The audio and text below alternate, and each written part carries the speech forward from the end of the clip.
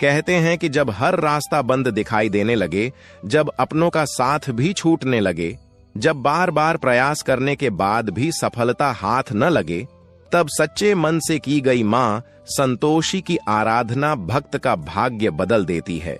लेकिन क्या आप जानते हैं कि शुक्रवार के दिन मां संतोषी की कथा का श्रवण इतना प्रभावशाली क्यों माना गया है? ऐसा क्या हुआ था कि स्वयं मां संतोषी ने अपने भक्तों से वचन दिया कि जो भी श्रद्धा और विश्वास के साथ उनकी कथा सुनेगा, उसके जीवन के दुख, दरिद्रता और संकट धीरे धीरे समाप्त होने लगेंगे और उसके घर में सुख, शांति तथा संतोष का वास होगा। आज की इस कथा में आपको केवल एक पौराणिक घटना ही नहीं, बल्कि मां संतोषी की असीम करुणा, उनके चमत्कार और अटूट भक्ति की शक्ति का भी अनुभव होगा। इसलिए आप सभी से निवेदन है कि पूरे श्रद्धा भाव के साथ कथा को अंत तक अवश्य सुने।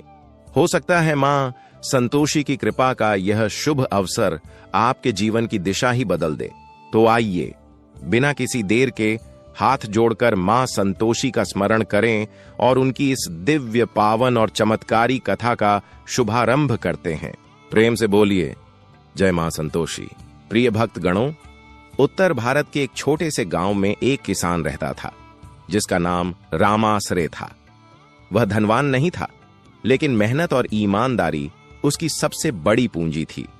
गांव के लोग उसकी सच्चाई की मिसाल दिया करते थे। उसके घर में उसकी पत्नी मोनी देवी और वृद्ध मां उर्मिला देवी रहती थीं। तीनों का छोटा सा परिवार था, लेकिन उनके घर में प्रेम, अपनापन और संतोष की कभी कमी नहीं रही। रामाश्रय के पास कुछ बीघे खेत थे। उन्हीं खेतों से जो अन्न निकलता, उसी से पूरे परिवार का वर्ष भर का गुजारा चलता। खेत बहुत बड़े नहीं थे, लेकिन रामाश्रय उन्हें अपने बच्चों की तरह संभालता था। सुबह सूरज निकलने से पहले वह खेत पर पहुंच जाता और शाम ढलने तक पूरी लगन से काम करता। उधर मोनी देवी भी किसी से कम नहीं थी। वह सुबह ब्रह्म मुहूर्त में उठती, घर की सफाई करती, आंगन में गोबर से लीपकर सुंदर चौक बनाती और फिर तुलसी माता के सामने दीपक जलाकर भगवान का स्मरण करती। उसके बाद वह अपनी सास उर्मिला देवी के चरण स्पर्श करती और रसोई का काम शुरू कर देती। उर्मिला देवी उम्र दराज थीं। अब पहले जैसी ताकत नहीं बची थी, लेकिन उनके अनुभव का कोई मुकाबला नहीं था। वह हमेशा अपनी बहू से कहती, बेटी, घर बड़ा धन दौलत से नहीं चलता, घर तो प्रेम, विश्वास और संतोष से चलता है। मोनी देवी मुस्कुराकर कहती, अम्मा, जब तक आपका आशीर्वाद हमारे साथ है, हमें किसी बात की चिंता नहीं। यह सुनकर उर्मिला देवी की आंखों में स्नेह छलक आता। गांव के लोग भी इस परिवार का सम्मान करते थे। किसी के घर कोई काम हो तो रामाश्रय बिना किसी स्वार्थ के मदद के लिए पहुंच जाता। किसी गरीब के खेत की मेड़ टूट जाए या किसी बूढ़े की बैलगाड़ी रास्ते में फंस जाए, रामाश्रय सबसे पहले सहायता करता था। गांव के मुखिया हरिया प्रसाद भी रामाश्रय की बहुत प्रशंसा करते थे। वे अक्सर चौपाल में कहा करते, आज के समय में ऐसे ईमानदार लोग बहुत कम मिलते हैं। रामाश्रय मेहनत से कमाता है और दूसरों की मदद भी करता है। ऐसे लोगों पर भगवान की कृपा अवश्य रहती है। रामाश्रय यह सुनकर केवल मुस्कुरा देता। उसे अपनी प्रशंसा सुनना अच्छा नहीं लगता था। वह मानता था कि इंसान को अपना कर्म करते रहना चाहिए, फल देना भगवान का काम है। दिन बहुत शांति से बीत रहे थे। हर मौसम अपने समय पर आता। खेतों में लहलहाती फसल देखकर रामाश्रय का मन खिल उठता। जब सुनहरी बालियां हवा में लहराती तो मोनी देवी दूर खड़ी होकर भगवान का धन्यवाद करती। एक शाम तीनों लोग घर के बाहर बैठे थे। ठंडी हवा चल रही थी। आकाश में ढलते सूरज की लालिमा फैली हुई थी। उर्मिला देवी बोली, बेटा, इस बार फसल बहुत अच्छी दिखाई दे रही है। अगर भगवान की कृपा बनी रही तो इस वर्ष घर की सारी परेशानियां दूर हो जाएंगी। रामाश्रय मुस्कुराकर बोला, हाँ अम्मा, बस भगवान की यही कृपा बनी रहे। मोनी देवी ने भी हाथ जोड़कर कहा, जो कुछ मिलेगा उसी में संतोष रखेंगे। भगवान ने आज तक हमें भूखा नहीं सुलाया। उनकी बातें सुनकर ऐसा लगता था मानो उस छोटे से घर में संतोष ही सबसे बड़ा धन बनकर रहता हो। लेकिन समय हमेशा एक जैसा नहीं रहता। कुछ ही दिनों बाद गांव के लोगों ने एक अजीब बात पर ध्यान देना शुरू किया। आसमान में बादल तो आते, लेकिन बिना बरसे ही लौट जाते। किसान रोज आसमान की ओर उम्मीद से देखते, पर वर्षा का एक कतरा भी धरती पर नहीं गिरता। शुरू में किसी ने इसे गंभीरता से नहीं लिया। सभी ने सोचा कि शायद बारिश कुछ दिन देर से होगी। रामाश्रय भी हर सुबह खेत में जाता और सूखी मिट्टी को देखकर मन ही मन प्रार्थना करता, हे प्रभु, बस एक अच्छी वर्षा हो जाए, सारी मेहनत सफल हो जाएगी। लेकिन दिन बीतते गए और बादल केवल आशा देकर लौटते रहे। धीरे धीरे खेतों की मिट्टी में दरारें पड़ने लगीं, तालाबों का पानी कम होने लगा, कुओं का जल स्तर नीचे जाने लगा, पशुओं के लिए चारा भी कम पड़ने लगा। एक दिन चौपाल में पूरे गांव के किसान इकट्ठा हुए। सभी के चेहरों पर चिंता साफ दिखाई दे रही थी। मुखिया हरिया प्रसाद ने गंभीर स्वर में कहा, यदि अगले कुछ दिनों में वर्षा नहीं हुई तो इस बार पूरी खेती संकट में पड़ जाएगी। हम सबको धैर्य रखना होगा और भगवान से प्रार्थना करनी होगी। सभी किसानों ने सहमति में सिर हिलाया। रामाश्रय घर लौटा तो उसके चेहरे की चिंता मोनी देवी से छिप न सकी। उसने पूछा, क्या बात है, आज आप बहुत परेशान दिखाई दे रहे हैं। रामाश्रय ने गहरी सांस लेते हुए कहा, यदि जल्दी वर्षा नहीं हुई तो खेत बचाना कठिन हो जाएगा। मोनी देवी ने शांत स्वर में कहा, चिंता मत कीजिए, जो भगवान करेगा वही हमारे लिए अच्छा होगा। हमें अपना साहस नहीं खोना चाहिए। रामाश्रय ने उसकी ओर देखा। उसे लगा जैसे उसके शब्दों में भगवान ने ही हिम्मत भर दी हो। उधर उर्मिला देवी भी भगवान का नाम जपते हुए पूरे परिवार के लिए प्रार्थना करती रहती। कुछ सप्ताह और बीत गए। अब स्थिति पहले से भी अधिक खराब हो चुकी थी। खेतों की हरियाली गायब होने लगी, पौधे सूखने लगे। जिन खेतों में कभी जीवन लहराता था वहां अब केवल धूल उड़ती दिखाई देती थी। गांव के कई लोग चिंता में डूब गए। कुछ ने अपने पशु बेचने शुरू कर दिए। कुछ परिवार रोजगार की तलाश में दूसरे गांव जाने की बातें करने लगे। रामाश्रय अभी भी उम्मीद नहीं छोड़ रहा था। वह रोज सुबह खेत में जाता, सूखी मिट्टी को हाथ में उठाता और आसमान की ओर देखता। उसके मन में केवल एक ही विश्वास था, भगवान देर कर सकते हैं लेकिन अंधेर कभी नहीं करते। पहले वर्ष जब वर्षा नहीं हुई तब गांव के अधिकांश लोगों को विश्वास था कि अगले मौसम में सब कुछ पहले जैसा हो जाएगा। हर किसान यही कहता, भगवान एक बार परीक्षा लेते हैं लेकिन अपने भक्तों को कभी निराश नहीं करते। रामाश्रय भी यही सोचकर अपने मन को समझा लेता। उसने किसी तरह अपने घर में बचा हुआ अनाज और थोड़ी बहुत जमा पूंजी से परिवार का खर्च चलाया।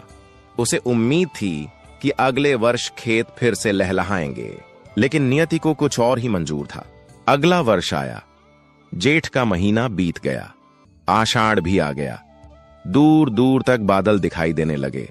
पूरा गांव खुशी से भर उठा। बच्चे घरों से बाहर निकल आए। किसान अपने खेतों की ओर दौड़ पड़े। रामाश्रय ने भी हल तैयार कर लिया। बैलों को नहलाया और सुबह सुबह खेत पहुंच गया। आकाश में काले बादल छाए, ठंडी हवा चली। ऐसा लगा मानो अब वर्षा होने ही वाली है। सभी किसान हाथ जोड़कर भगवान से प्रार्थना करने लगे। लेकिन कुछ ही देर बाद तेज हवा चली और सारे बादल बिना बरसे ही दूसरी दिशा में चले गए। सभी के चेहरे उतर गए।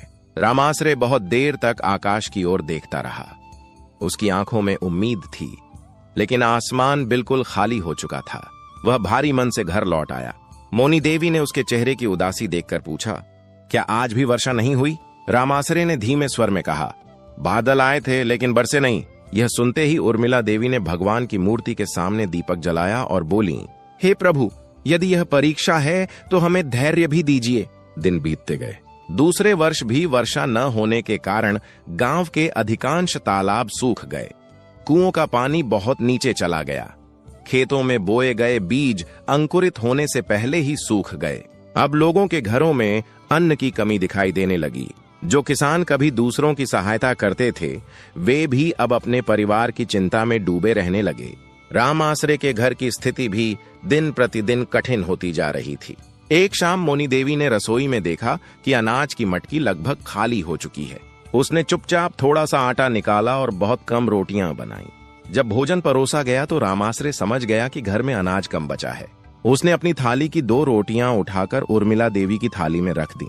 उर्मिला देवी बोली, बेटा ये क्या कर रहे हो? रामाश्रय मुस्कुराकर बोला, अम्मा आज मुझे भूख कम है। लेकिन मोनी देवी समझ गई कि यह केवल माँ का पेट भरने के लिए कहा गया झूठ था। उस रात जब सब सो गए तब मोनी देवी की आंखों से आंसू बहने लगे। उसने मन ही मन भगवान से कहा, हे प्रभु, हमने कभी किसी का बुरा नहीं किया, फिर हमारे परिवार पर इतनी कठिन परीक्षा क्यों आ गई? सुबह होते ही रामाश्रय फिर खेत की ओर निकल गया, लेकिन अब खेत में केवल सूखी मिट्टी और फटी हुई धरती दिखाई देती थी। उसने दोनों हाथों से मिट्टी उठाई। मिट्टी उसकी उंगलियों से रेत की तरह फिसल गई। उसकी आंखें नम हो गईं। उसी समय गांव के मुखिया हरिया प्रसाद वहां पहुंचे। उन्होंने रामाश्रय के कंधे पर हाथ रखा और बोले, बेटा हिम्मत मत हारो, पूरे गांव की यही हालत है, भगवान पर विश्वास बनाए रखो। रामाश्रय ने सिर झुका लिया। उसे विश्वास तो था, लेकिन परिवार की चिंता उसके मन को अंदर ही अंदर खाए जा रही थी। कुछ ही दिनों बाद गांव में साहूकार आने लगा। वह उन किसानों के घर जाता जिन पर उसका कर्ज था। वह ऊंची आवाज में कहता, जिसने जितना उधार लिया है वह जल्दी लौट आए, अब बहाने नहीं चलेंगे। एक दिन वह रामाश्रय के घर भी पहुंचा। उसने घर के बाहर खड़े होकर आवाज लगाई, रामाश्रय बाहर निकलो। रामाश्रय बाहर आया और आदर से बोला, आइए। साहूकार ने कठोर स्वर में कहा, 2 साल हो गए, मेरा पैसा कब लौटाओगे? रामाश्रय ने विनम्रता से कहा, इस बार भी वर्षा नहीं हुई, थोड़ा समय और दे दीजिए। जैसे ही खेती ठीक होगी आपका एक एक पैसा चुका दूंगा। साहूकार हंस पड़ा, खेती ठीक होगी? कब होगी? मैं इंतजार करने नहीं बैठा हूं। अगर पैसा नहीं दे सकते तो अपनी जमीन मेरे नाम कर दो। यह सुनते ही मोनी देवी के पैरों तले जमीन खिसक गई। वह तुरंत बाहर आई और हाथ जोड़कर बोली, सेठ जी थोड़ा धैर्य रखिए, भगवान चाहेंगे तो सब ठीक हो जाएगा। लेकिन साहूकार का मन कठोर हो चुका था। वह बोला, मुझे भगवान की नहीं, अपने पैसों की चिंता है। अगले महीने तक कर्ज नहीं चुकाया तो मैं जमीन अपने नाम करवा लूंगा। इतना कहकर वह वहां से चला गया। उसके जाते ही घर में गहरा सन्नाटा छा गया। उर्मिला देवी चारपाई पर बैठी भगवान का नाम जपने लगी। मोनी देवी चुपचाप आंगन में बैठ गई। रामाश्रय दूर खड़ा अपने खेतों की ओर देख रहा था।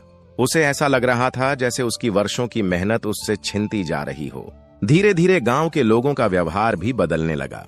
जो लोग पहले रामाश्रय का सम्मान करते थे अब उससे दूरी बनाने लगे। कुछ लोग कहते, जिसके ऊपर इतना कर्ज हो उससे ज्यादा मेलझोल ठीक नहीं। कुछ लोग उसकी मजबूरी का मजाक भी उड़ाने लगे। रामाश्रय यह सब सुनकर भी शांत रहता। उसे सबसे अधिक दुख अपने अपमान का नहीं, बल्कि अपनी बूढ़ी माँ और पत्नी की चिंता का था। समय किसी का इंतजार नहीं करता। देखते ही देखते तीसरा वर्ष भी आ गया। इस बार पूरे गांव की निगाहें केवल आसमान पर थीं। हर किसान चाहता था कि इस बार भगवान उसकी पुकार सुन ले। लेकिन तीसरे वर्ष भी वही हुआ। बादल आए, गरजे और बिना बरसे लौट गए। अब पूरे गांव में निराशा फैल गई। कई परिवार अपने घर छोड़कर दूसरे नगरों की ओर जाने लगे। उस रात रामाश्रय की आंखों में बिल्कुल भी नींद नहीं थी। वह बार बार करवट बदल रहा था। उसके मन में एक ही चिंता थी, यदि वह गांव में ही रुका रहा तो न खेत बचेंगे, न घर चलेगा और न ही वह अपनी बूढ़ी मां तथा पत्नी का पालन पोषण कर पाएगा। भोर होने से पहले ही वह उठकर घर के बाहर आंगन में आ बैठा। चारों ओर सन्नाटा था। केवल पक्षियों की धीमी चहचहाहट सुनाई दे रही थी। उसने आसमान की ओर देखा और मन ही मन भगवान से प्रार्थना की, हे प्रभु, यदि यह मेरी परीक्षा है तो मुझे सही मार्ग दिखाइए। मैं अपने परिवार को भूखा नहीं देख सकता। इतने में उर्मिला देवी भी जाग गईं। उन्होंने देखा कि रामाश्रय उदास बैठा है। वह उसके पास आई और बोली, बेटा क्या बात है, सारी रात सोए नहीं क्या? रामाश्रय ने मां की ओर देखा और धीमे स्वर में बोला, अम्मा, मैं सोच रहा हूं कि अब मुझे गांव छोड़कर दूसरे नगर जाना पड़ेगा। यह सुनते ही उर्मिला देवी कुछ क्षण के लिए मौन हो गईं। उन्होंने गहरी सांस लेते हुए कहा, बेटा, मां का मन तो कभी नहीं चाहता कि उसका लाल उससे दूर जाए, लेकिन यदि यही रास्ता परिवार को बचा सकता है तो मैं तुम्हें कैसे रोकूं? इतने में मोनी देवी भी वहां आ गई। उसने दोनों की बातें सुन ली थीं। उसकी आंखें भर आईं, लेकिन उसने अपने आंसू छिपा लिए। वह बोली, यदि यही भगवान की इच्छा है तो आप जाइए, मैं अम्मा की सेवा करूंगी और इस घर को संभाल कर रखूंगी। रामाश्रय ने कहा, मोनी, मुझे सबसे अधिक चिंता तुम्हारी और अम्मा की है। पता नहीं मुझे काम कब मिलेगा और कब लौट पाऊंगा। मोनी देवी मुस्कुराने का प्रयास करते हुए बोली, आप चिंता मत कीजिए, जब तक सांस है मैं इस घर का हर दुख अपने ऊपर ले लूंगी। बस आप ईमानदारी से काम कीजिए और अपना ध्यान रखिए। उर्मिला देवी ने भगवान की मूर्ति के सामने दीपक जलाया। उन्होंने रामाश्रय के माथे पर तिलक लगाया और कहा, याद रखना बेटा, कठिन समय में मनुष्य का सबसे बड़ा सहारा उसका धैर्य और भगवान पर विश्वास होता है। चाहे कैसी भी परिस्थिति आए, कभी बेईमानी मत करना। रामाश्रय ने मां के चरण स्पर्श किए, फिर उसने मोनी देवी की ओर देखा। दोनों की आंखों में आंसू थे, लेकिन दोनों एक दूसरे को मजबूत बनाने का प्रयास कर रहे थे। घर में बचा हुआ थोड़ा सा सत्तू, कुछ सूखी रोटियां और एक पानी की छोटी मशक मोनी देवी ने उसकी गठरी में रख दी। वह बोली, रास्ते में भूखे मत रहिएगा। रामाश्रय ने सिर हिलाया। सूरज निकलते ही वह घर से चल पड़ा।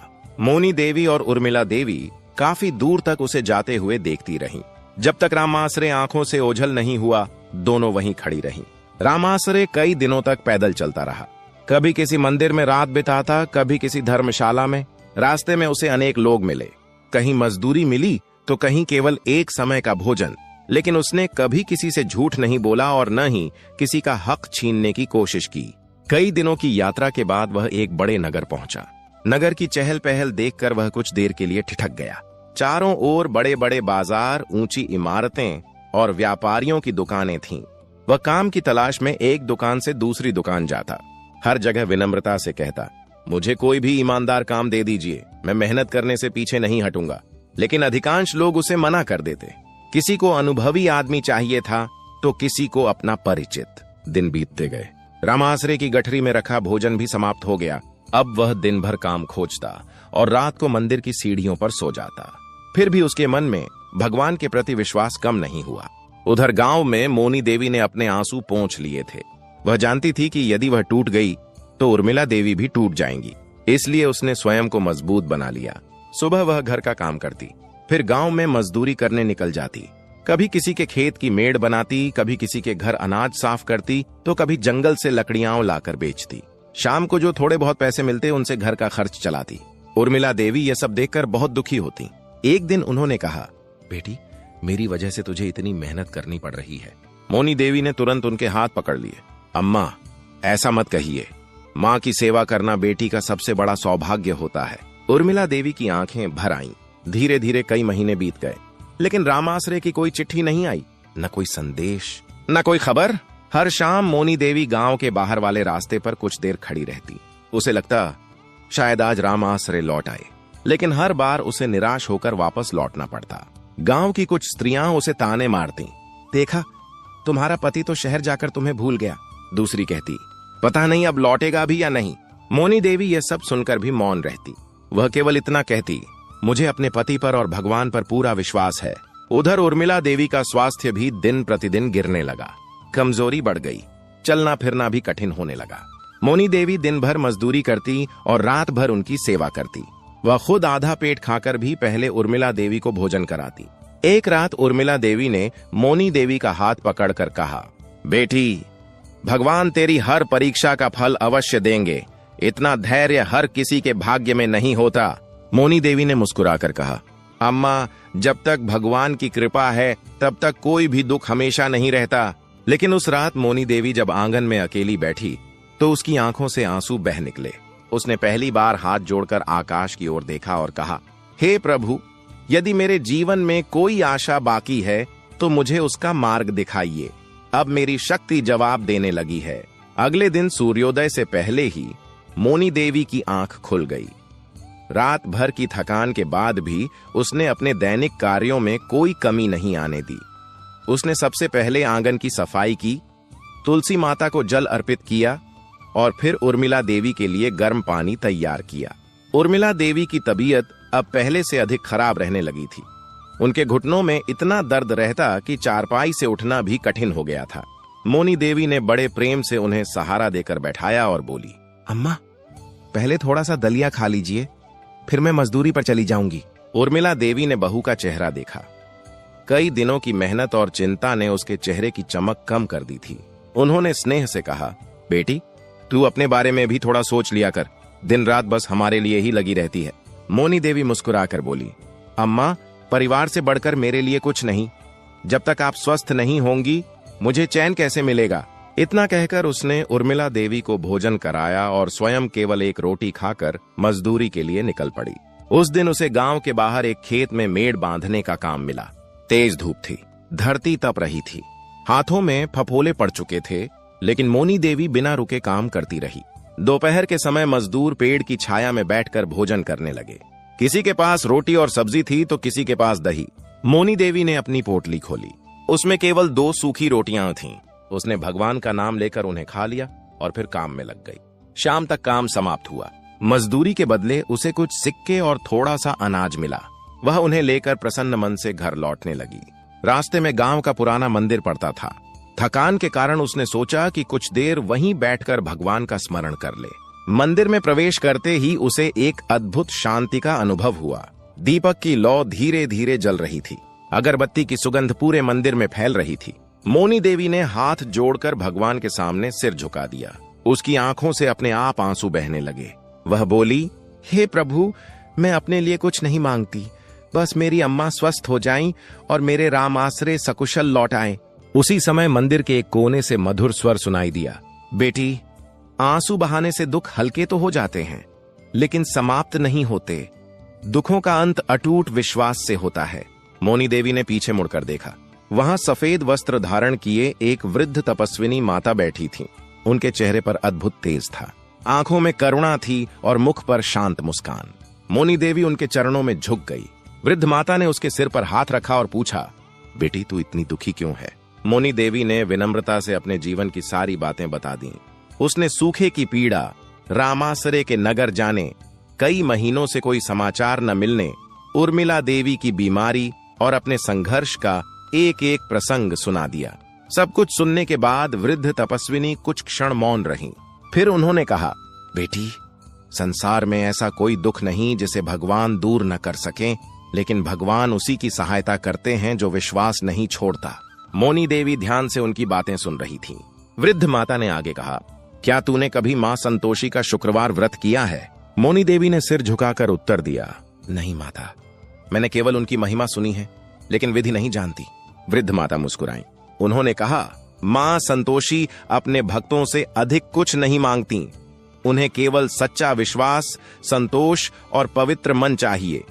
जो श्रद्धा से शुक्रवार का व्रत करता है, गुड़ और भुने चने का भोग लगाता है और खटाई का त्याग करता है, मां उसकी पुकार अवश्य सुनती है। मोनी देवी की आंखों में आशा की एक नई किरण जाग उठी। उसने पूछा, माता, क्या सचमुच मां मेरी भी सहायता करेंगी? वृद्ध तपस्विनी ने मुस्कुराकर कहा, यदि तेरे मन में छल नहीं है, यदि तू किसी का बुरा नहीं चाहती और यदि तू पूरे विश्वास के साथ व्रत करेगी, तो मां संतोषी तुझे कभी निराश नहीं करेंगी। फिर उन्होंने बड़े विस्तार से व्रत की विधि समझाई। उन्होंने कहा, शुक्रवार की सुबह स्नान करके स्वच्छ वस्त्र पहनना, मां संतोषी के सामने घी का दीपक जलाना, गुड़ और भुने चने का भोग लगाना, पूरी श्रद्धा से मां का स्मरण करना, पूरे दिन खटाई का त्याग करना और अपने मन में किसी के प्रति द्वेष न रखना।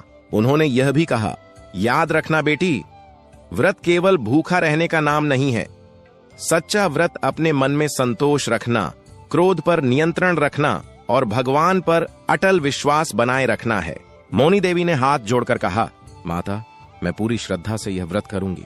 वृद्ध तपस्विनी ने अपने पास रखे थोड़े से गुड़ और कुछ भुने चने उसकी हथेली पर रख दिए। उन्होंने कहा, यह प्रसाद नहीं, मां का आशीर्वाद है, इसे संभाल कर रखना। इसी से अपने पहले शुक्रवार के व्रत का आरंभ करना। मोनी देवी की आंखें भर आईं। उसने झुककर वृद्ध माता के चरण स्पर्श किए। जब वह उठी और दोबारा उनकी ओर देखा तो वह स्थान खाली था। वृद्ध तपस्विनी वहां दिखाई नहीं दे रही थी। मोनी देवी ने पूरे मंदिर में उन्हें ढूंढा, लेकिन वे कहीं नहीं मिली। वह आश्चर्यचकित रह गई। उसे ऐसा लगा मानो स्वयं मां संतोषी ने किसी रूप में आकर उसके जीवन में आशा का दीप जला दिया हो। वह गुड़ और चने को अपने आंचल में बांधकर घर लौट आई। घर पहुंचकर उसने उर्मिला देवी को मंदिर की सारी बात बताई। उर्मिला देवी की आंखों में भी विश्वास की चमक आ गई। उन्होंने दोनों हाथ जोड़कर कहा, बेटी, यह कोई साधारण संयोग नहीं है। मुझे पूरा विश्वास है कि मां संतोषी ने ही तेरी पुकार सुनी है। उस रात कई महीनों बाद मोनी देवी के चेहरे पर हल्की सी मुस्कान थी। उसके मन में अब निराशा नहीं बल्कि विश्वास था। वह बार बार अपने आंचल में बंधे गुड़ और चनों को देखती और मन ही मन मां संतोषी का स्मरण करती। अब उसे केवल आने वाले शुक्रवार की प्रतीक्षा थी, क्योंकि उसी दिन वह पहली बार पूरे श्रद्धा और विश्वास के साथ मां संतोषी का पावन व्रत रखने वाली थी। देखते ही देखते शुक्रवार का शुभ दिन आ गया। उस दिन मोनी देवी की आंखें सूर्योदय से भी पहले खुल गईं। उसके मन में एक अलग ही उत्साह था। कई महीनों बाद उसके हृदय में निराशा के स्थान पर आशा ने जन्म लिया था। उसे वृद्ध तपस्विनी माता की हर बात याद थी। उसने मन ही मन प्रण किया कि चाहे कितनी भी कठिनाई क्यों न आए, वह पूरे नियम और श्रद्धा से मां संतोषी का व्रत करेगी। वह सबसे पहले पास के कुएं से जल लेकर आई, स्नान किया और घर की अच्छी तरह सफाई की। फिर आंगन को गोबर से लीप कर सुंदर चौक बनाया, तुलसी माता के पास दीपक जलाया और पूरे घर में गंगा जल का छिड़काव किया। उर्मिला देवी चारपाई पर बैठी यह सब देख रही थीं। उन्होंने मुस्कुराकर कहा, बेटी, आज तेरे चेहरे पर पहले जैसी चमक लौट आई है। मोनी देवी ने विनम्रता से उत्तर दिया, अम्मा, आज मुझे ऐसा लग रहा है जैसे मां संतोषी स्वयं हमारे घर आने वाली हैं। घर में पूजा की कोई बड़ी सामग्री नहीं थी, न चांदी की थाली थी, न सुंदर वस्त्र, न ही कोई महंगी सजावट। मोनी देवी ने एक साफ मिट्टी का चौका बनाया, उस पर लाल रंग का स्वच्छ कपड़ा बिछाया, भगवान की छोटी सी तस्वीर के साथ मां संतोषी का चित्र स्थापित किया, जो उसे गांव के मंदिर के पुजारी ने वर्षों पहले दिया था। फिर उसने वृद्ध तपस्विनी माता द्वारा दिए गए गुड़ और भुने छनों को एक छोटे से मिट्टी के पात्र में रखा। उसने घी का एक छोटा दीपक जलाया, अगरबत्ती जलाई, दोनों हाथ जोड़कर आंखें बंद कर लीं। उसके होठों से धीरे धीरे शब्द निकले, हे मां संतोषी, मैं आपके सामने धन दौलत मांगने नहीं आई हूं। मैं केवल इतना चाहती हूं कि मेरे परिवार का दुख दूर हो जाए। मेरे रामासरे जहां भी हों, उन्हें सुरक्षित रखिए। मेरी अम्मा को स्वस्थ कर दीजिए और मुझे इतना साहस दीजिए कि मैं हर परिस्थिति में आपका विश्वास न छोड़ूं। यह कहते कहते उसकी आंखों से आंसू बहने लगे, लेकिन इस बार उन आंसुओं में निराशा नहीं थी, उनमें विश्वास था। पूजा के बाद उसने पूरे मन से मां संतोषी की कथा सुनी और फिर आरती की। उर्मिला देवी ने भी हाथ जोड़कर मां को प्रणाम किया। उस दिन मोनी देवी ने केवल जल ग्रहण किया। वह पूरे दिन भगवान का नाम जपती रही। दोपहर होते ही वह मजदूरी पर निकल गई। कई लोगों ने उससे कहा, आज भी काम करने चली आई? व्रत रखकर कैसे काम करेगी? मोनी देवी मुस्कुराकर बोली, मेहनत करना भी भगवान की पूजा है। उस दिन उसे पहले से अधिक कठिन काम मिला। तेज धूप में मिट्टी ढोनी थी, शरीर थक रहा था, प्यास भी बहुत लग रही थी, लेकिन उसके मन में केवल मां संतोषी का नाम था। जब भी थकान महसूस होती, वह मन ही मन कहती, मां मुझे शक्ति दीजिए। शाम तक काम पूरा हुआ। मजदूरी देने वाला किसान उसकी मेहनत देखकर बहुत प्रसन्न हुआ। उसने कहा, आज तूने जितना काम किया है उतना तो 2 लोग मिलकर भी नहीं कर पाए।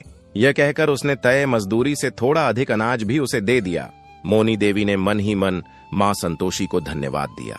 घर लौटकर उसने सबसे पहले उर्मिला देवी को भोजन कराया, फिर स्वयं गुड़ और चनों का प्रसाद ग्रहण करके अपना व्रत पूरा किया। रात को जब वह सोने लगी तो उसके मन में अद्भुत शांति थी। अगले शुक्रवार भी उसने पूरे नियम से व्रत रखा। फिर तीसरा शुक्रवार आया, फिर चौथा। धीरे धीरे व्रत उसके जीवन का हिस्सा बन गया। वह कभी नियम नहीं तोड़ती, खटाई का नाम तक अपने घर में नहीं आने देती। यदि कोई पड़ोसी भी खट्टी चीज लेकर आता तो वह विनम्रता से कहती, आज शुक्रवार है, कृपया इसे किसी और दिन दे दीजिए। गांव की कुछ स्त्रियां उसका मजाक उड़ाती।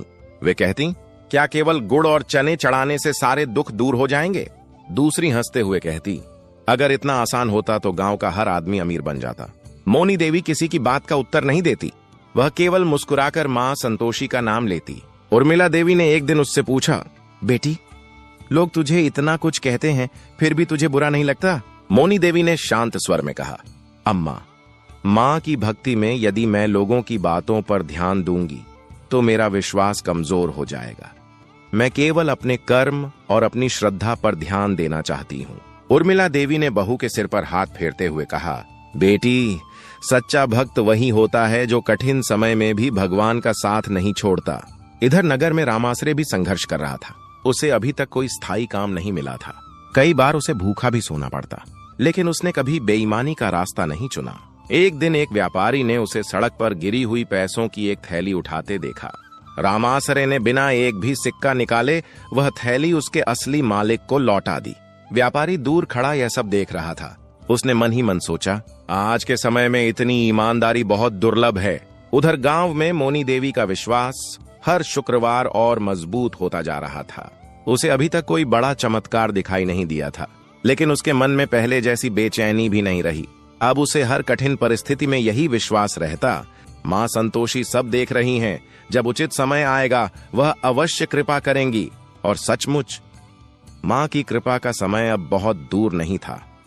प्रकृति स्वयं एक ऐसे परिवर्तन की तैयारी कर रही थी जिसे देखकर पूरा गांव आश्चर्य में पड़ने वाला था। तो एक बार प्रेम से बोलिए, माँ संतोषी माता की जय। प्रिय मित्रों, अब यहां शुक्रवार का व्रत करते करते कई सप्ताह बीत चुके थे। मोनी देवी के जीवन में अभी तक कोई बड़ा परिवर्तन दिखाई नहीं दिया था, लेकिन उसके मन का भय अब समाप्त हो चुका था।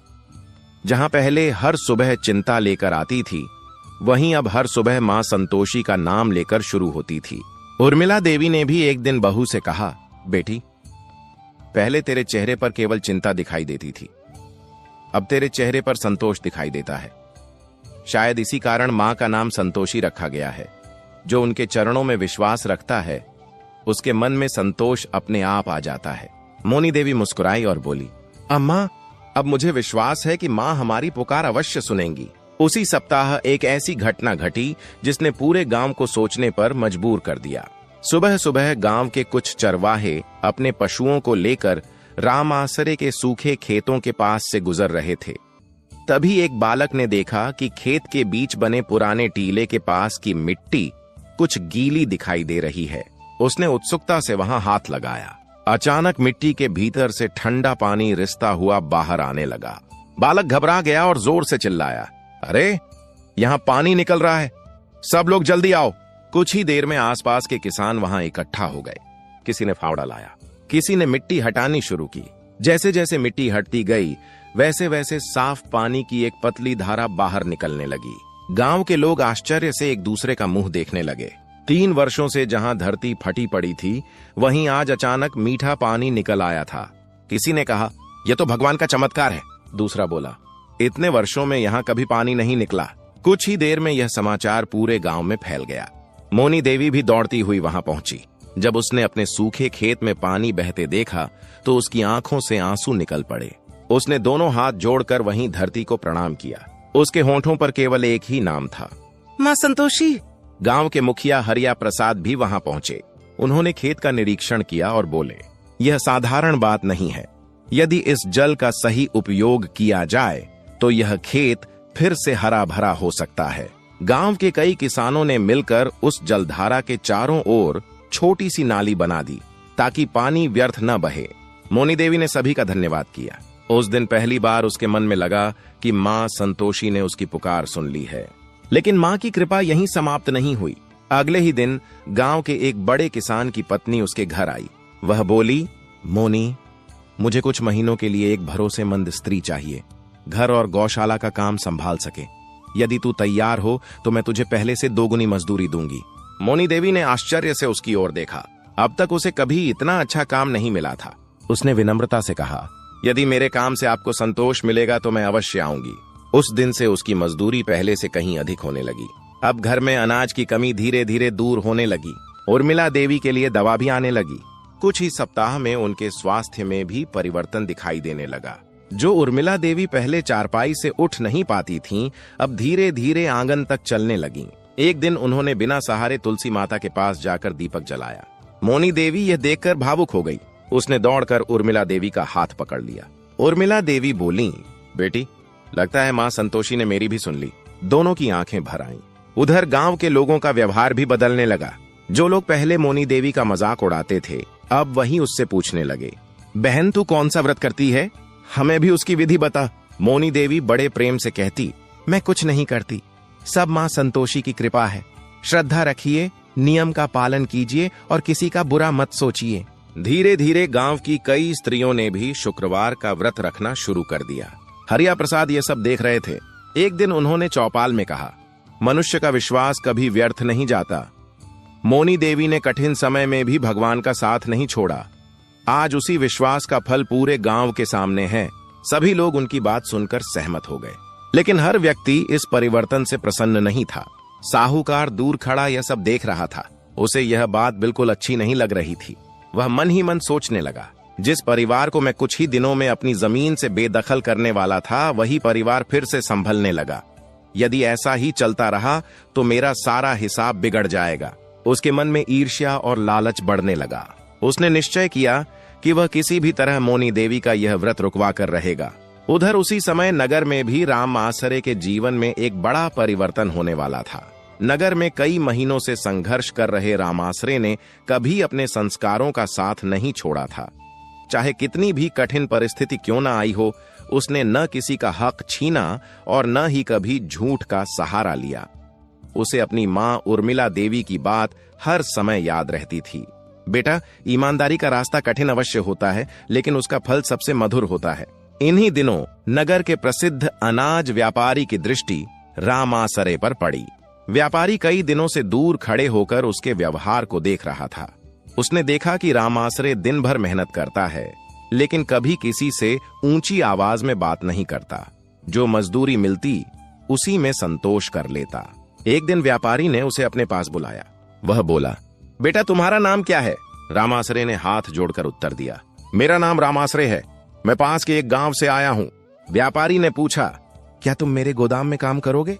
रामासरे ने बिना देर किए कहा, यदि आप मुझे योग्य समझते हैं तो मैं पूरी ईमानदारी से काम करूंगा। उसी दिन से रामासरे ने व्यापारी के गोदाम में काम शुरू कर दिया।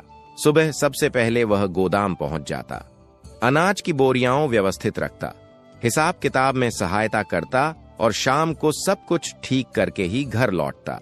कुछ ही दिनों में व्यापारी को विश्वास हो गया कि रामासरे केवल मेहनती ही नहीं बल्कि अत्यंत ईमानदार भी है।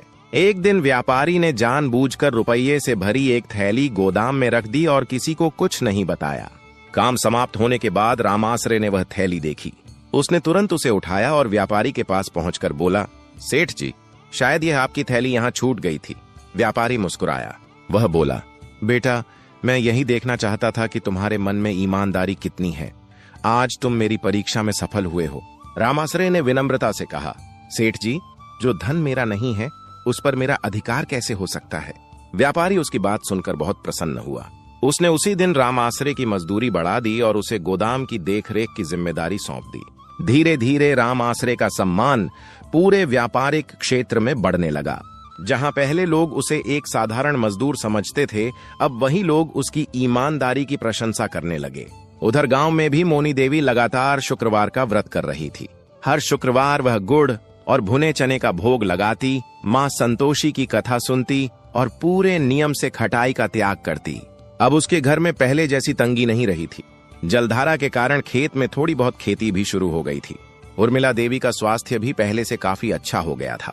एक शाम उर्मिला देवी ने बहू से कहा, बेटी, मुझे लगता है अब हमारा रामासरे भी जल्दी लौटेगा। मोनी देवी मुस्कुराई। वह बोली, अम्मा, मेरा मन भी यही कहता है।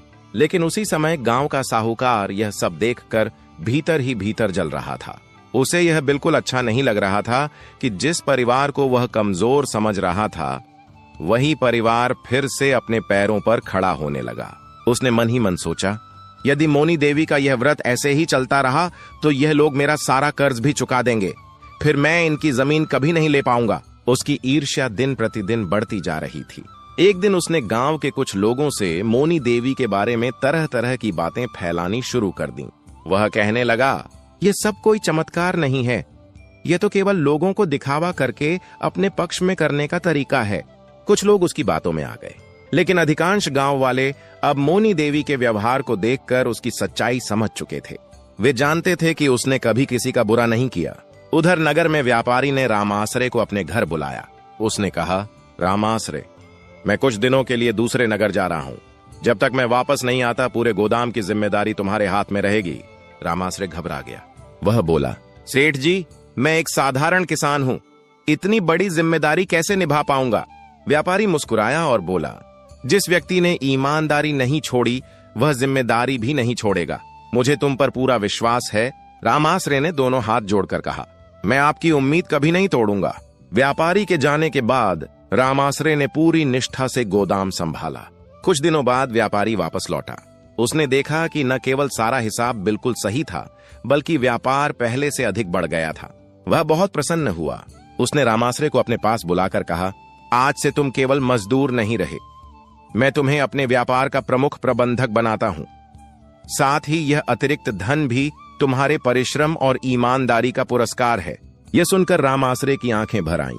उसने मन ही मन भगवान को प्रणाम किया। उसे सबसे पहले अपनी माँ और पत्नी की याद आई। उसने सोचा, अब समय आ गया है कि मैं अपने गांव लौटूं।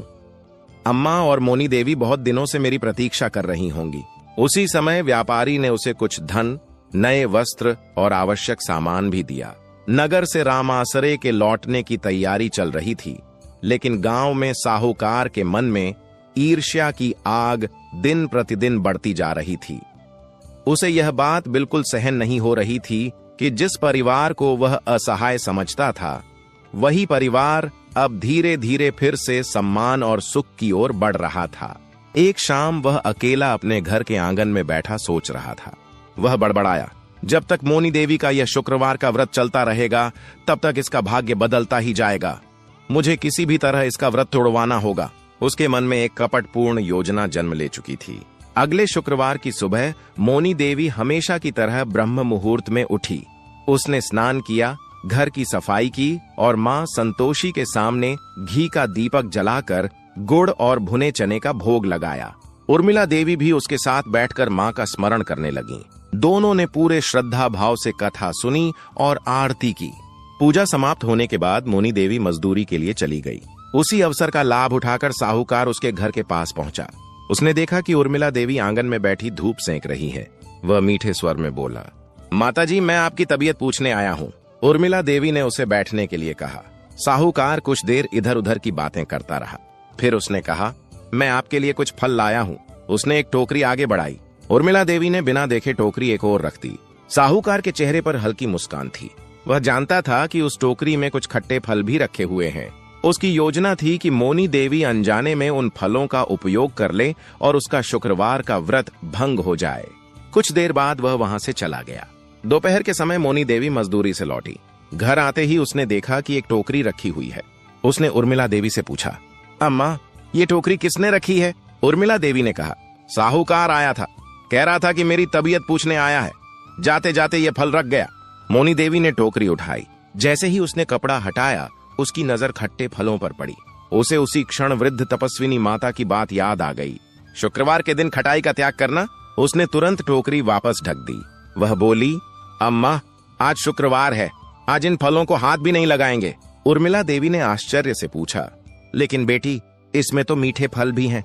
मोनी देवी मुस्कुराकर बोली, अम्मा, जहां खटाई मिली हो वहां आज कुछ भी ग्रहण करना उचित नहीं। मैं इन्हें कल किसी जरूरतमंद को दे दूंगी। इतना कहकर उसने टोकरी घर से बाहर रख दी। उसी समय साहूकार दूर खड़ा यह सब देख रहा था। उसे विश्वास था कि उसकी चाल सफल हो जाएगी, लेकिन जब उसने देखा कि मोनी देवी ने उन फलों को छुआ तक नहीं, तो उसका चेहरा उतर गया। वह क्रोध से भर उठा। उसने मन ही मन कहा, इस बार भी मेरी योजना असफल हो गई। उधर शाम को मोनी देवी ने पूरे नियम से अपना व्रत पूर्ण किया। उसने गुड़ और चने का प्रसाद ग्रहण किया और मां संतोषी का धन्यवाद किया। उसी रात उसे एक अद्भुत स्वप्न दिखाई दिया। उसने देखा कि एक तेजस्वी प्रकाश पूरे घर में फैल गया है। उस प्रकाश के मध्य एक दिव्य स्वर सुनाई दिया, बेटी, जिसने सच्चे मन से विश्वास रखा, उसकी रक्षा करना मेरा धर्म है। अपने मन को कभी विचलित मत होने देना। बहुत शीघ्र तेरे जीवन के सभी कष्ट समाप्त होने वाले हैं। मोनी देवी की आंख खुल गई। उसका हृदय आनंद से भर गया। उसने हाथ जोड़कर मां संतोषी को प्रणाम किया। सुबह होते ही उसने यह स्वप्न उर्मिला देवी को सुनाया। उर्मिला देवी की आंखों में आंसू आ गए। उन्होंने कहा, बेटी, यह मां का आशीर्वाद है। अब मुझे पूरा विश्वास हो गया है कि हमारा रामाश्रय बहुत जल्द लौटने वाला है। उधर नगर में व्यापारी ने रामाश्रय को विदा करते समय कहा, बेटा, तुम्हारी ईमानदारी ने मुझे बहुत प्रभावित किया है। जब भी चाहो यह स्थान तुम्हारे लिए हमेशा खुला रहेगा। रामाश्रय ने उनके चरण स्पर्श किए। व्यापारी ने उसे मेहनत का उचित पारिश्रमिक, कुछ आवश्यक सामान, नए वस्त्र और सम्मान स्वरूप अतिरिक्त धन देकर विदा किया। रामाश्रय ने सबसे पहले भगवान को प्रणाम किया और फिर अपने गांव की ओर चल पड़ा। कई महीनों बाद उसका मन अपने घर, अपनी मां और अपनी पत्नी से मिलने की खुशी से भर उठा था। उधर गांव में मोनी देवी भी बिना यह जाने कि रामाश्रय लौट रहा है, हर शाम उसी रास्ते की ओर देखती थीं, जहां से वह विदा हुआ था। उसके मन में एक ही प्रार्थना थी, हे मां संतोषी, मेरे पति को सकुशल मेरे पास पहुंचा दीजिए। और मां संतोषी उसकी यह प्रार्थना सुन चुकी थीं। अब वह शुभ घड़ी बहुत निकट थी, जब वर्षों बाद बिछड़ा हुआ परिवार फिर से एक दूसरे के सामने खड़ा होगा। रामासरे कई दिनों की यात्रा के बाद अपने गांव की सीमा पर पहुंचा। जैसे ही उसकी नजर अपने गांव के पीपल के पुराने वृक्ष पर पड़ी, उसकी आंखें भर आईं। उसने झुककर गांव की मिट्टी को माथे से लगाया और भावुक होकर बोला, हे प्रभु, आपका लाख लाख धन्यवाद। आज इतने महीनों बाद मुझे अपने घर लौटने का सौभाग्य मिला है। उसके पास एक गठरी थी जिसमें कुछ नए वस्त्र, अपनी मां और पत्नी के लिए उपहार तथा व्यापारी द्वारा दिया गया धन रखा था। उसके कदम तेजी से अपने घर की ओर बढ़ने लगे। उधर उसी समय मोनी देवी आंगन में बैठकर मां संतोषी का नाम जप रही थी। उर्मिला देवी तुलसी माता के पास दीपक जला रही थीं। अचानक दरवाजे पर किसी के कदमों की आहट सुनाई दी। मोनी देवी ने जैसे ही दरवाजे की ओर देखा, उसके हाथ कांपने लगे। दरवाजे पर रामासरे खड़ा था। कुछ क्षणों के लिए दोनों एक दूसरे को देखते ही रह गए, मानो समय वहीं ठहर गया हो। मोनी देवी की आंखों से आंसू बह निकले। वह दौड़कर दरवाजे तक पहुंची। रामासरे ने मुस्कुराते हुए कहा, मोनी, मैं लौट आया। बस इतना सुनते ही मोनी देवी फूट फूट कर रो पड़ी। उसने भगवान और मां संतोषी का बार बार धन्यवाद किया। उर्मिला देवी भी सहारा लेकर बाहर आईं। उन्होंने जैसे ही अपने बेटे को देखा, उनकी आंखें भी भर आईं। रामासरे तुरंत झुक गया और मां के चरणों में सिर रख दिया। उर्मिला देवी ने उसे उठाकर गले से लगा लिया। वह बोली, बेटा, मुझे पूरा विश्वास था कि मां संतोषी तुझे सकुशल वापस भेजेंगी। तीनों की आंखों में खुशी के आंसू थे। कई महीनों का बिछोह आज समाप्त हो चुका था। कुछ देर बाद रामासरे ने अपने नगर के संघर्ष की पूरी कथा सुनाई।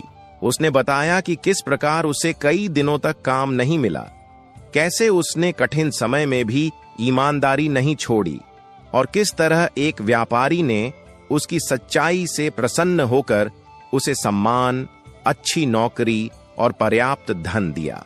फिर उसने अपनी गठरी खोली। उसने उर्मिला देवी के लिए गर्म शॉल निकाली, मोनी देवी के लिए सुंदर साड़ी और चूड़ियां निकाली। यह देखकर मोनी देवी बोली, मुझे किसी वस्तु की आवश्यकता नहीं थी। आपका सकुशल लौट आना ही मेरे लिए सबसे बड़ा उपहार है। रामासरे मुस्कुराया। यह सब मां संतोषी की कृपा है। इसके बाद मोनी देवी ने भी पिछले कई महीनों की सारी बातें रामासरे को बताईं। उसने सूखे खेत में जलधारा निकलने, वृद्ध तपस्विनी माता से भेंट, शुक्रवार का व्रत, उर्मिला देवी के स्वास्थ्य में सुधार और साहूकार की चाल तक सब कुछ विस्तार से बताया। रामासरे यह सब सुनकर आश्चर्यचकित रह गया। उसने हाथ जोड़कर कहा, मां संतोषी ने हमारी हर पुकार सुन ली। अगले दिन पूरे गांव में यह समाचार फैल गया कि रामासरे लौट आया है। गांव के लोग एक एक करके उसके घर आने लगे। जो लोग कभी उससे दूरी बनाने लगे थे, वे भी आज उसका स्वागत कर रहे थे। गांव के मुखिया हरिया प्रसाद भी आए। उन्होंने रामासरे को गले लगाकर कहा, बेटा, मुझे तुम पर गर्व है। कठिन समय में भी तुमने ईमानदारी नहीं छोड़ी। भगवान ने तुम्हारे धैर्य का उचित फल दिया है। रामासरे ने विनम्रता से कहा, मुखिया जी, यह सब मां संतोषी की कृपा और आप सबके आशीर्वाद का फल है। उसी समय साहूकार भी वहां पहुंचा, लेकिन इस बार उसके चेहरे पर पहले जैसा अहंकार नहीं था। रामासरे ने शांत स्वर में कहा, मैं आपका पूरा कर्ज चुकाने आया हूं। उसने व्यापारी द्वारा दिए गए धन में से कर्ज की पूरी राशि निकालकर साहूकार के सामने रख दी। साहूकार कुछ क्षण तक धन को देखता रहा। उसे समझ में आ गया कि अब वह इस परिवार की जमीन कभी नहीं ले पाएगा। उसने रुपये गिने और बिना कुछ कहे वहां से चला गया। गांव वालों ने राहत की सांस ली। अब रामासरे का परिवार पूरी तरह कर्ज से मुक्त हो चुका था। उस शाम रामासरे ने मोनी देवी से कहा, तुम्हारी श्रद्धा और विश्वास ने हमारे परिवार को बचा लिया। यदि तुम मां संतोषी का व्रत न करती तो शायद आज हम इस सुख को कभी नहीं देख पाते। मोनी देवी ने तुरंत कहा, नहीं, यह सब केवल मां संतोषी की कृपा है। हम तो केवल उनके भक्त हैं। उर्मिला देवी ने दोनों को अपने पास बुलाया। उन्होंने कहा, बेटा, जब मनोकामना पूरी हो गई है, तब अब हमें मां संतोषी का विधिपूर्वक उद्यापन करना चाहिए। यही हमारे जीवन का सबसे बड़ा कर्तव्य है। रामासरे और मोनी देवी ने एक साथ कहा, अम्मा, अगले ही शुक्रवार हम पूरे गांव के साथ मां संतोषी का भव्य उद्यापन करेंगे। ये बात पूरे गांव में फैल गई। गांव के लोग भी उत्साह से तैयारियां करने लगे। देखते ही देखते शुक्रवार का शुभ दिन आ पहुंचा।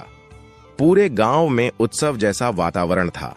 रामासरे और मोनी देवी ने कई दिनों पहले से ही मां संतोषी के उद्यापन की तैयारी शुरू कर दी थी। घर के आंगन को गोबर से लीपा गया, रंग बिरंगी रंगोली बनाई गई, आम और अशोक के पत्तों की सुंदर बंधनवार दरवाजे पर सजाई गई। मां संतोषी के लिए एक सुंदर चौकी सजाई गई। जिस पर लाल वस्त्र बिछाकर उनका चित्र स्थापित किया गया।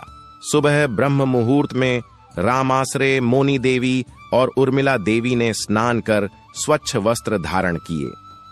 तीनों ने मिलकर घी का दीपक जलाया, धूप अर्पित की और पूरे श्रद्धा भाव से मां संतोषी की पूजा आरंभ की।